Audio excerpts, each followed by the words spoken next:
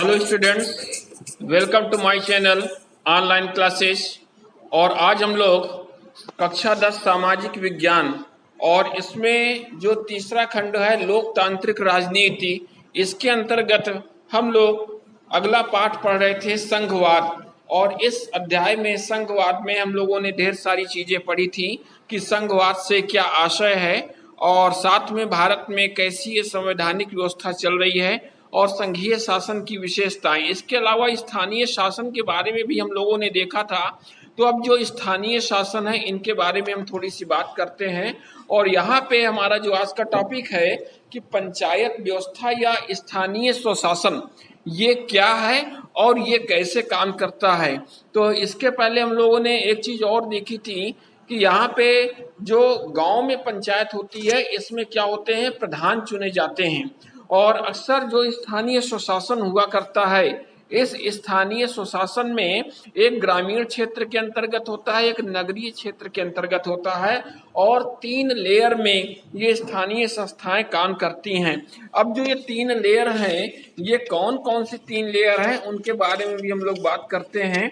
और शुरुआत में होता क्या है कि ये जो पंचायत समिति होती है, अब ये ग्राम पंचायत होती है, इसके अलावा जो है पंचायत समिति बन जाती है और फिर जो है यहाँ पे आपकी जिला परिषद या जिला पंचायत हम उसको कह सकते हैं। यदि शहरीय नगरीय क्षेत्र में देखते हैं या नगर निकाय कह सकते हैं तो इसमें नगर निगम होता है, नगर पालिका होती है, नगर पंचायत होते हैं। यदि आपका छोटा सा नगर है, टाउन है, तो आप लोग जनरल शब्दों में कहते हैं टाउन एरिया, टाउन एरिया के चेयरमैन कहते हैं। ठीक है, तो ये नगर पंचायत वहां पे होती है। और यदि उससे थोड़ा सा बड़ा होता है, पॉपुलेशन अधिक हो जाती है, तब वो नगर पालिका बन जाता है। और यदि वो महानगर होता है तब वो नगर निगम के नाम से जाना जाता है। ठीक इसी तरह पंचायत क्षेत्र, ग्रामीण क्षेत्र में ग्राम पंचायत भी आती है। इसके बाद जो है आपकी जनपद की पंचायत या हम एक तरह से कह सकते हैं ब्लॉक स्तर पे होती है ये, और एक जिला पंचायत होती है। तो 3 स्तर पे ये काम होते हैं। और जो ग्राम पंचायत होती है इसमें ग्राम स्तर पे ही हर गांव में एक ग्राम पंचायत हुआ करती है। ये जो ग्राम पंचायत की हम लोग यहाँ बात कर रहे हैं, और एक तरह की ये भी परिषद होती है।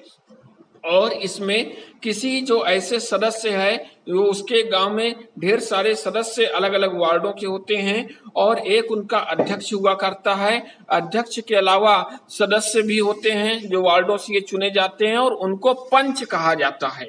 और ग्राम पंचायत के अध्यक्ष को क्या कहते हैं, प्रधान कहते हैं, सरपंच कहते हैं। और जो गांव में रहने वाले सभी वयस्क व्यक्ति होते हैं ये ही इनका चुनाव करते हैं और पूरे पंचायत के लिए फैसला लेने वाली यही संस्था होती है। इसके अलावा जो पंचायत समिति होती है ये ब्लॉक स्तर पे भी होती है। और ये जो ब्लॉक स्तर पे होती है इसमें क्या होता है कि कई ग्राम पंचायतों को मिला करके पंचायत समिति का गठन इसमें हो जाता है। और ये प्रखंड स्तरीय पंचायत भी इसको कह सकते हैं। और इसके सदस्यों का चुनाव कौन करते हैं, उस इलाके के जितने भी पंचायत सदस्य होते हैं वो करते हैं। और तीसरे स्तर पे जिला पंचायत या उसको हम जिला परिषद के नाम से भी जान सकते हैं।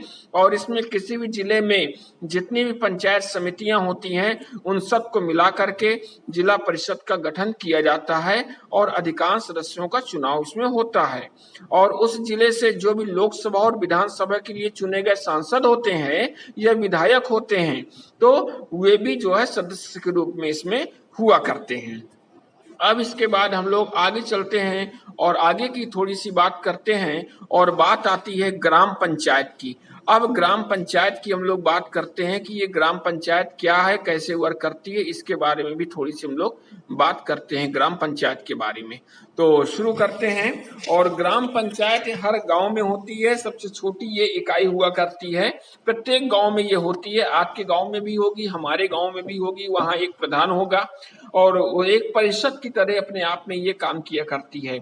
और इसमें कई सदस्य होते हैं, इसका एक अध्यक्ष भी होता है।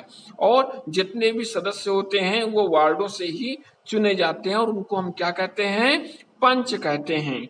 फिर जो ग्राम पंचायत के अध्यक्ष होते हैं उनको क्या कहते हैं? प्रधान कहते हैं उनको। और जो चुनाव होते हैं गांव या वार्ड में रहने वाले जितने भी लोग 18 वर्ष से ऊपर के वयस्क नागरिक होते हैं, ये सभी वोट डालते हैं और ये चुनते हैं। इसके अलावा पूरे गांव के लिए फैसला लेने का काम भी यही ग्राम पंचायत करती है। और ग्राम पंचायत का बजट पास करने के लिए, इसमें कामकाज की समीक्षा के लिए कम से कम साल में 2 या 3 बैठक भी करनी पड़ती है।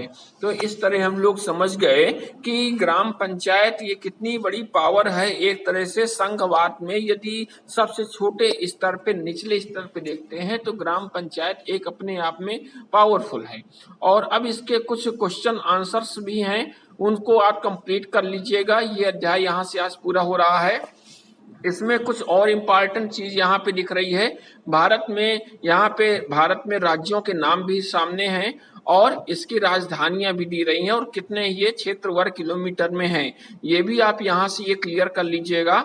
और वर्तमान समय में यदि हम देखते हैं तो जम्मू कश्मीर की जब बात करते हैं तो जम्मू कश्मीर अब 2 पार्ट में डिवाइड हो गया है, केंद्र शासित राज्य में बन गया है।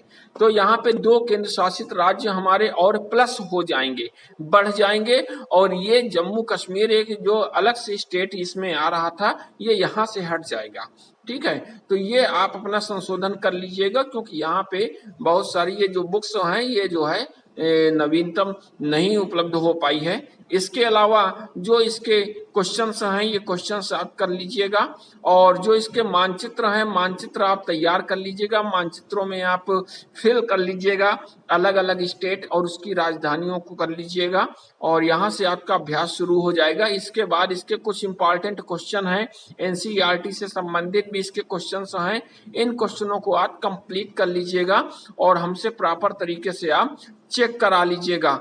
और चेक कराने के बाद जहां भी प्रॉब्लम हो या उसके पहले जो भी चीज आप हो तो उससे आप कंसल्ट हमसे कर सकते हैं और संपर्क कर सकते हैं। साथ में हम लोग अब अगले अध्याय में हम लोग फिर मिलते हैं एक नए टर्न में एक नए टॉपिक के साथ।